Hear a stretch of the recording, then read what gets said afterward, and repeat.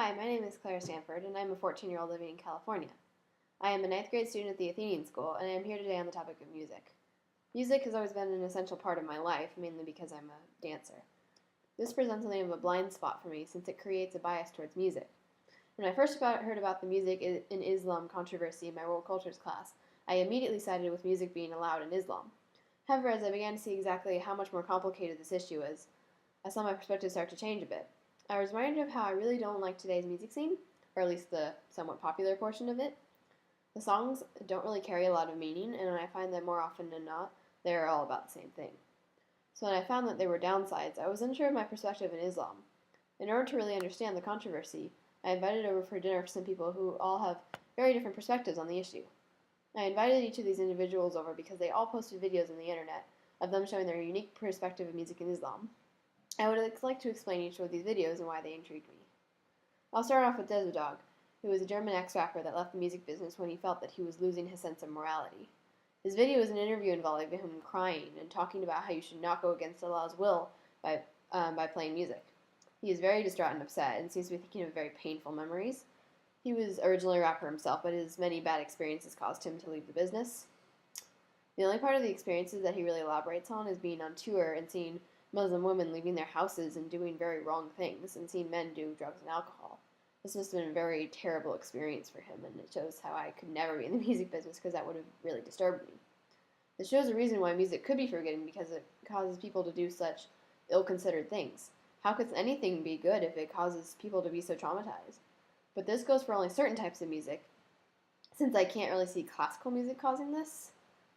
What he really seemed to be ashamed about, though, was the fact he found his soul being distracted away from Allah, which must have been very terrifying for him.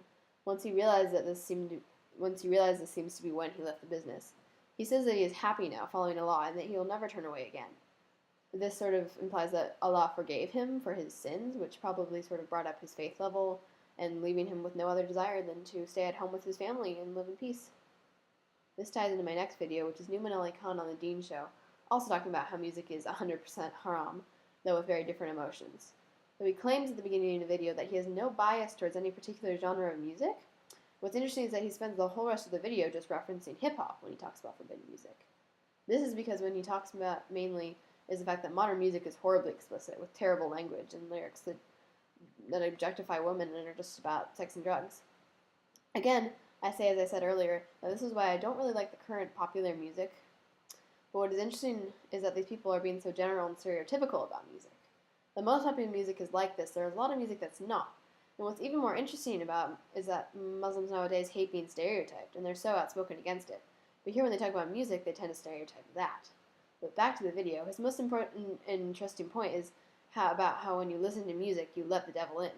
What I get from this is that all human beings are born with a natural ability to resist the devil.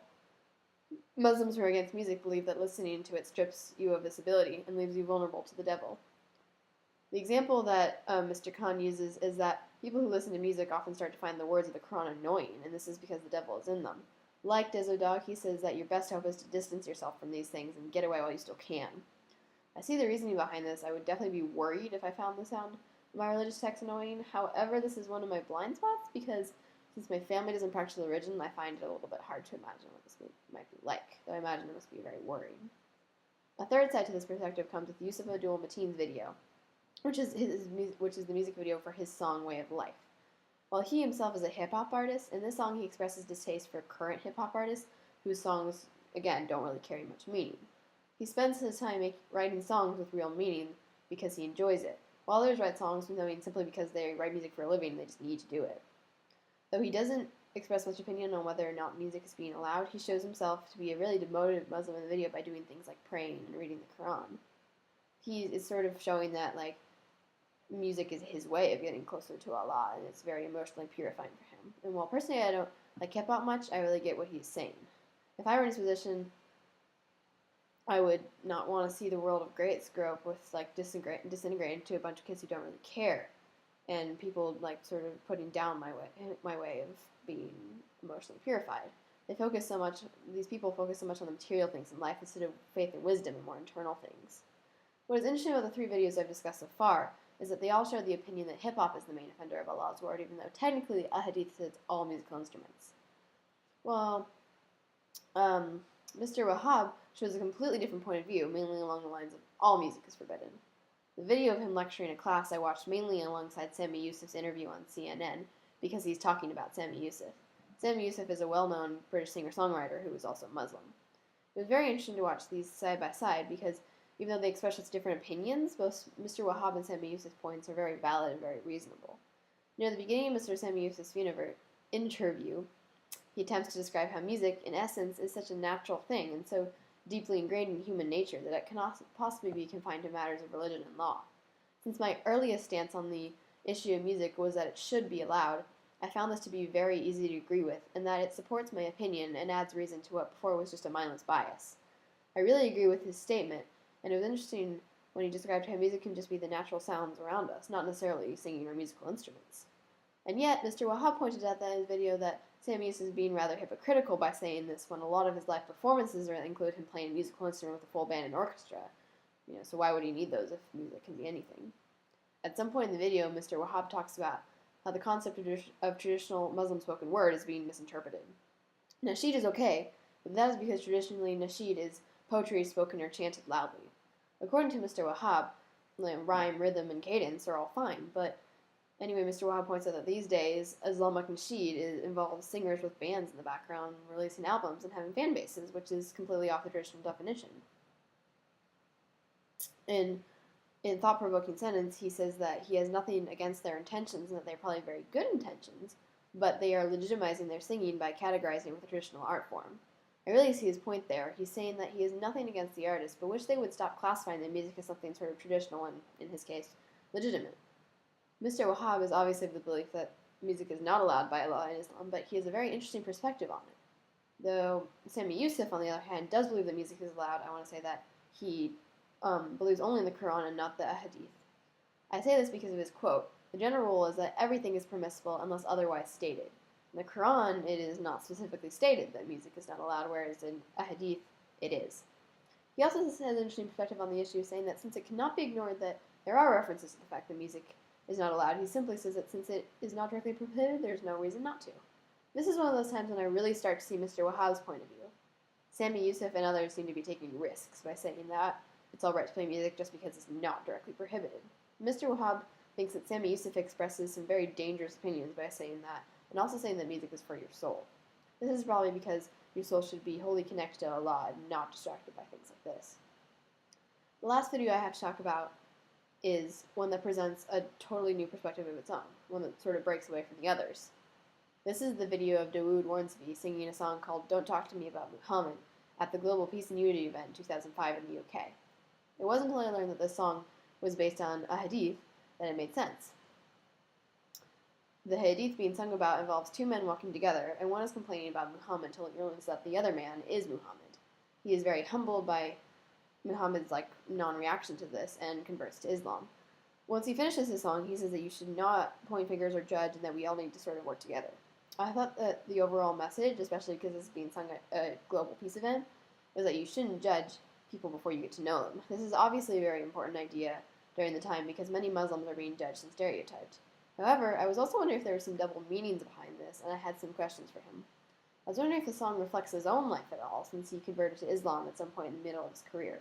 Also, I was wondering if he believes in a hadith or not. Since he is a singer, I would think he doesn't, since a hadith directly prohibit music.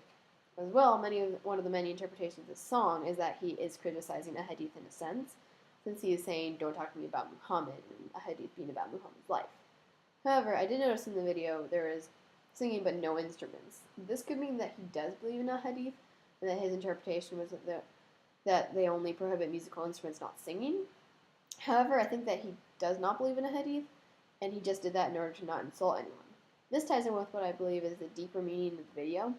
I think he is saying that not only do non-Muslims need to stop judging Muslims, but also that Muslims need to stop judging other Muslims. The Islamic community is under such pressure and stress in these times that the Ummah needs to stop arguing over things like music and start working together to sort out all the problems that are happening today, like Islamophobia. We see this in a lot of other videos, Sami Yusuf and Mr. Wahhab just going at each other, and the moderate Muslims getting mad at the extremists who are protesting. And out of all the messages of the other videos, I think this is the one that I most agree with. The wisdom here is that no matter what they believe. Muslims are Muslims, and they are a community, and they need to help each other out. They could set an example for others, and they could show that they can be trusted, even though they always were able to be trusted. Some people don't believe that. The guests have literally just left. I figured I should do my actions just so while they were still fresh. The dinner was very interesting. We got into quite a few discussions about music, which while some became more heated, were very interesting. The reason I talked about those videos in the order was because that was mainly how the conversation went. Yusuf Abdul Mateen, Numan Ali Khan, and Dezodog would go off into side conversations about hip-hop without generally getting too heated because they had a somewhat similar perspective. Mr. Wahab and Sami Yusuf had debates about music in general, which could have gotten very heated, except for the fact Sami Yusuf was sort of calm about it. He sort of fended off Mr. Wahab's attempts to aggravate him. Dawood Warnsby, though, he was very outspoken with his very thoughtful ideas. He sort of retreated back a lot and watched what was going on, which I thought was very interesting. The whole overall experience was very interesting for me. I felt my perspective got a lot sharper and more defined. Thanks for watching.